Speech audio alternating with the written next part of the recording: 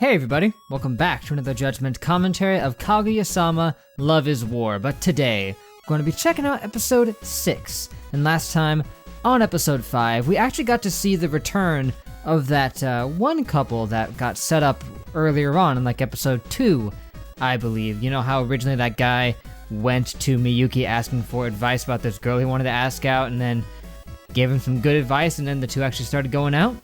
Well, turns out things weren't going quite so smoothly, and the girl he asked out was having some problems, so she went to Kaguya asking for some advice.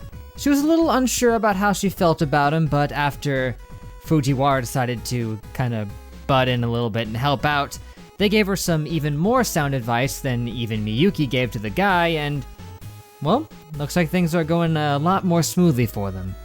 They found a common interest among the two of them, that being their interest in charity work, so seems like they're doing fine, but you never know, maybe we'll see more of them at some point. I kind of hope that we will. That would be a nice little narrative thread that we can continue to see here.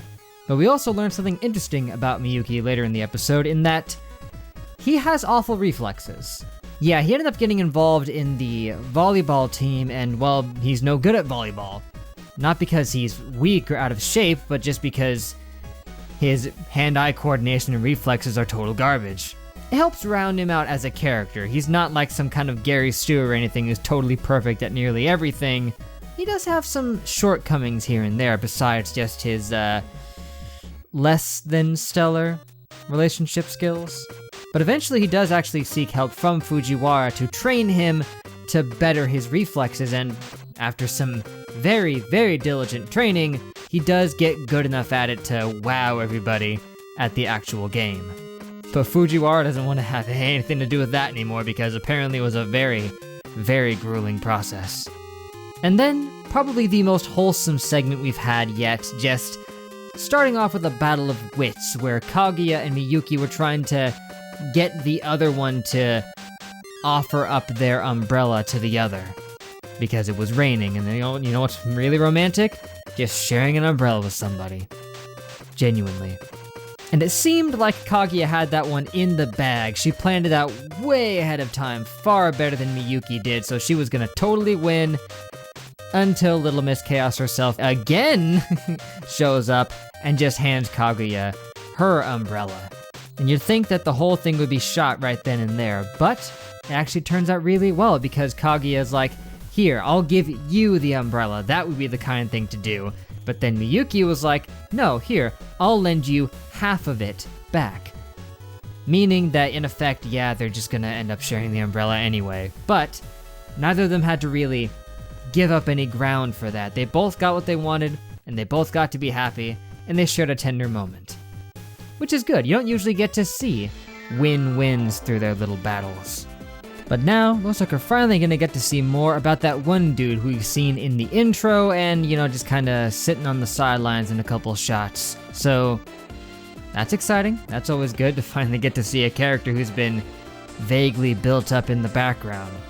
But anyway, let's just begin episode 6.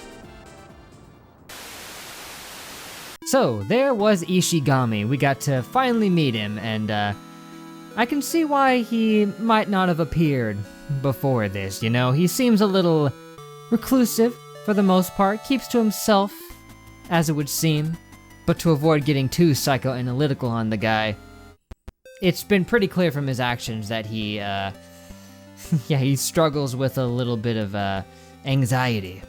That much was clear. Saying he needed to quit the student council because he was afraid Kaguya would kill him, and well, to be fair, he wasn't far off. He was not too far off. If he were to spill the beans about her feelings towards Miyuki, I don't think it would end well for him. Kaguya herself might not draw a blade, but he'd be sleeping with the fishes. So I guess his anxiety was well placed for the most part. But then in an attempt to try to be nice, he tries to compliment Fujiwara on her scent, and says it in just the weirdest way. I mean, he starts off with, "You changed conditioners." It was like, "You smell cuter than usual."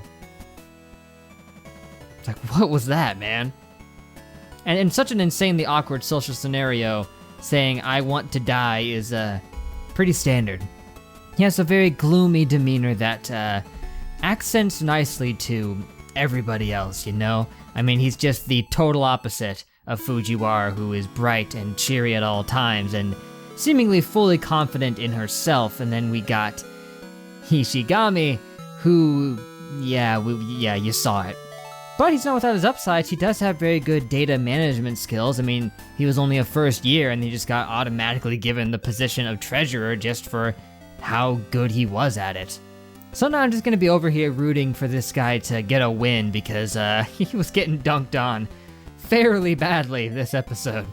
Threatening to be killed in the very first segment we saw of him, and then in this last one here, he just got mixed up in a very awkward social situation. It was his own fault, but can't help but feel bad. But all in all, I think it was a good introduction for Ishigami. We learned enough about him to get a feel for what he's all about, and he does have some unique dynamics with the rest of the cast here. Like, with Miyuki, for example, we didn't see too much of them interacting yet, per se, but we do know that Miyuki does respect him. He does appreciate the work he does for the council because he was just begging him not to leave when he said he was quitting because of just how much he brings to the table.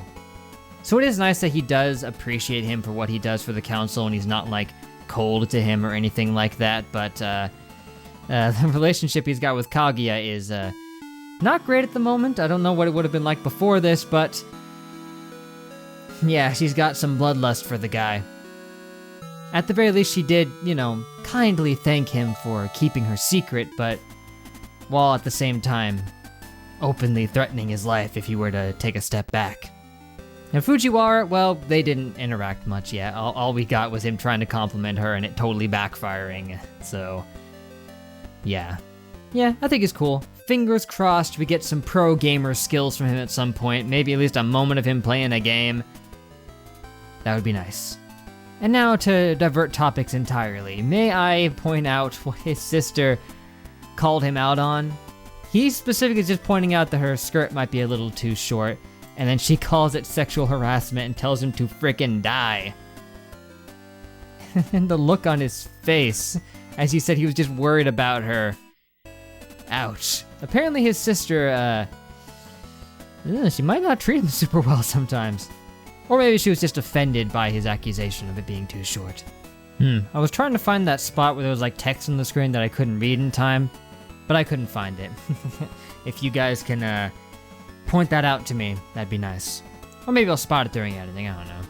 Anyway, I think that's all I got for this episode, guys, but thank you for watching. Make sure to leave a like and a comment if you enjoyed. Subscribe to be updated on more. That would be great. Next time we got episode 7, just halfway through the first season here, and it's already proven itself to be quite the frickin' good time, if you ask me. This episode was nice too, introduced us to Ishigami very well, and also these 3 segments just felt like they kinda flowed into each other a bit more than usual. Is that just me? Like something about them just felt connected. But like I said, that's it. Hope you guys enjoyed the video. Sincerely, but till we meet again, I will see you guys later.